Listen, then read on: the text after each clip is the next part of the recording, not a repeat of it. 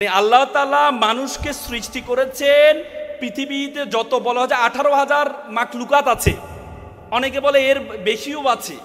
সে 18,000 মাখলুকাতের মধ্যে আল্লাহ তাআলা আপনাকে আমাকে বলেছেন কুনতুম খায়রা উম্মাত।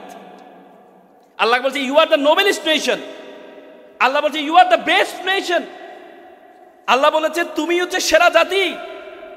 এই পৃথিবীতে জগতে যা কিছু আছে সবকিছু আমি তোমার জন্য সৃষ্টি করেছি।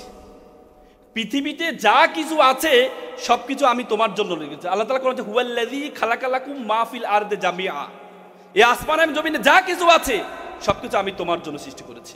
আর তোমাকে আমি সৃষ্টি করেছি ওয়ামা খালাকতুল জিন্না ওয়াল ইনসা ইল্লা লিয়াবুদুন, আর তোমাকে আমি সৃষ্টি করেছি শুধুমাত্র আমার ইবাদত করার জন্য, শুধুমাত্র আমার ইবাদত করার জন্য। তার মানে আপনারা এখানে যারা আছেন আপনারা নিজেকে ছোট ভাবলে হবে না। আল্লাহ তাআলা আপনাকে অনর্থক সৃষ্টি করেনি, আল্লাহ তাআলা আপনাকে অনর্থক সৃষ্টি করেনি, আপনাকে আল্লাহ তাআলা কোনো একটি কারণে সৃষ্টি করেছেন, সেটির জন্য আপনি যেতে পারেন নাই বলেই আপনি ভাবেন আল্লাহ তাআলা আপনাকে অনর্থক সৃষ্টি করেছেন। আজকে আপনারা দ্বন্দ্ব করেন প্রকৌশলী ডিপ্লোমা ইঞ্জিনিয়ার হবেন নাকি বিএসসি ইঞ্জিনিয়ার হবেন, 10ম গ্রেডের চাকরি হবে 30% কোটা থাকবে কি থাকবে না, এখানে কি বিএসসি ইঞ্জিনিয়াররা চাকরি করে অ্যাপ্লাই করতে পারবে কি পারবে না, এই চিন্তা করেন। এই চিন্তা করবেন না, এই চিন্তা করবেন না। ইঞ্জিনিয়ারদেরকে চাকরি করার জন্য এই আপনাদেরকে পড়ানো হয় না। আলিবাবার প্রতিষ্ঠাতা জ্যাক মা একটা চমৎকার কথা বলেছেন।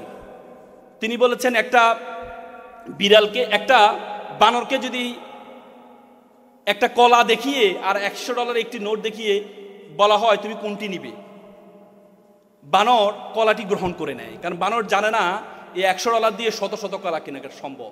তেমনি তরুণ প্রজন্মকে যদি বলা হয় তুমি কি চাকরি করবা নাকি ব্যবসা করবা, তরুণ প্রজন্ম চাকরিটি গ্রহণ করে।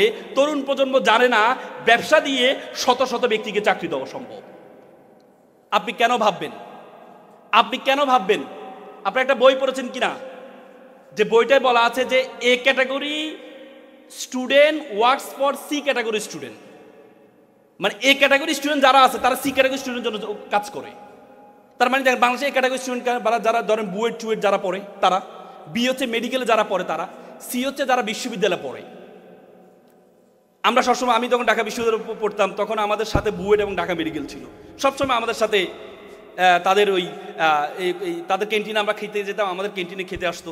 আমরা সবসময় তাদের সাথে তর্ক হইতো যে তারা, আমরা বলি তোমরা তো আমরা চাকরি করবা, আমাদের অধীনে আমাদেরকে স্যার ডাকবা, ওয়েট করো, সময় আসো।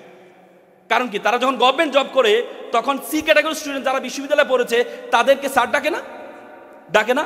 তাহলে আপনি যদি চিন্তা করেন যে এ ক্যাটাগরি স্টুডেন্ট হইতে পারলাম না, বি ক্যাটাগরি স্টুডেন্ট হইতে পারলেন না, কিন্তু বিসি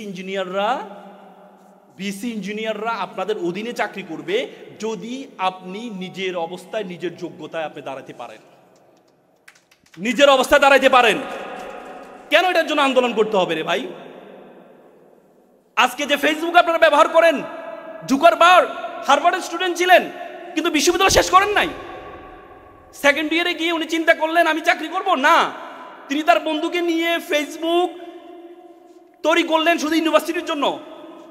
পৃথিবীতে এখন 4th রিচেস্ট পারসন, পৃথিবীর 4র্থ ধনী ব্যক্তি হচ্ছে জুকারবার্গ, কিন্তু উনি সেকেন্ড ইয়ারে থেকে ড্রপ আউট হয়েছেন, বিশ্ববিদ্যালয় কন্টিনিউ করেন নাই। পরে 2017 সালে গিয়ে তাকে সম্মানসূচক ডিগ্রি দেওয়া হয়। কিসের জন্য? আপনার সার্টিফিকেটের জন্য দৌড়ান। মাইক্রোসফটে কিছুদিন আগে একটা আসছে, একটা জরিপ আসছে, 50% তাদের যে কর্মচারী তাদের কোনো সার্টিফিকেট নেই, তাদের কোনো সার্টিফিকেট নেই। তারা সার্টিফিকেটের জন্য দৌড়ান কেন? বিএসসি সার্টিফিকেটের জন্য দৌড়ান কেন? কি দরকার আপনার? এটার জন্য দৌড়াবেন কেন আপনি? এটার জন্য দৌড়াবেন কেন আপনি? আপনি যদি এটার জন্য দৌড়ান তাহলে আপনি মনে করবেন আপনি এই যে এটার জন্য আপনি পিছনে পড়ে যাচ্ছেন। এই জন্য আপনারা এখানে যারা আছেন, আপনারা এখানে যারা আছেন, আমাদের ইঞ্জিনিয়ার হাসান মাহমুদ ভাই আসছেন। হ্যাঁ, আমি শুরুতে আপনাদেরকে বলেছি আমি কিন্তু ইঞ্জিনিয়ারদেরকে নিয়ে কথা বলা আমার বিষয় না, এটা বিষয় হাসান ভাই আর নাজিম ভাই আসবে, ওনারা কথা বলবেন। আমি হচ্ছে ইঞ্জিনিয়ারের বাইরে কথা বলবো। আমি আপনাদেরকে ইঞ্জিনিয়ারের বাইরে কথা বলবো। আপনাদেরকে আমি যেটি বলতে চাই সেটি যে মার্ক জুকারবার্গ তিনি যদি সেকেন্ডে ড্রপ আউট হইতে পারেন, তিনি যদি মাইক্রোসফটের প্রতিষ্ঠাতা ছিলেন কে? Bill Gates. বিল গেটসও ড্রপ আউট স্টুডেন্ট। বিল গেটসের আপনি তার উইকিপিডিয়াটা দেখবেন।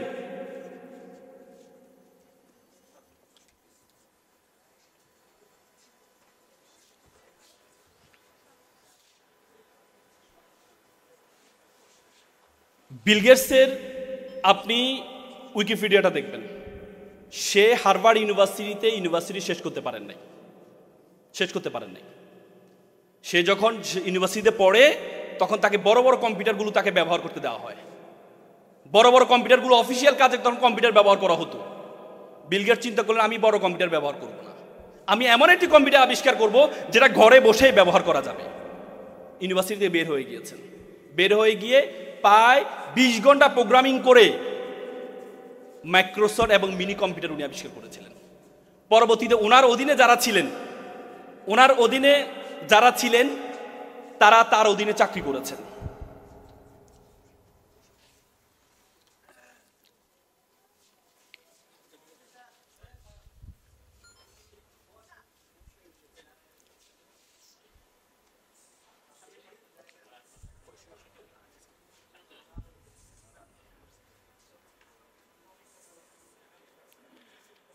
যেটি বলছিলাম,